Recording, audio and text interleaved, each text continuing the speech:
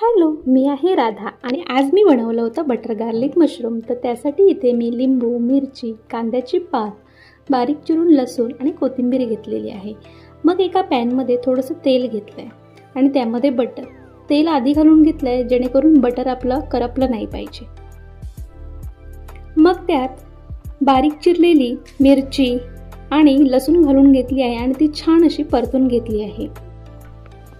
मग बारीक चिरलेला कांदा घेतला आहे. हा कांद्याच्या पातीच्या खाली जो कांदा असतो तोच घेतला आहे आणि वरून मग कोथिंबीर आणि कांद्याची पात घालून परतून घेतलं आहे. थोडी कोथिंबीर आणि कांद्याची पात मी नंतर देखील सर्व करताना घालण्यासाठी ठेवलेली आहे. मग ह्यात मिरी आणि चवीपुरतं मीठ घालून घेतलं आहे आणि स्वच्छ केलेले मशरूम घालून वरून लिंबू पिळून घेतलेला आहे.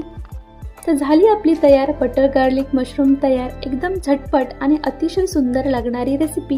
व्हिडिओ आवडला असेल तर लाईक करा.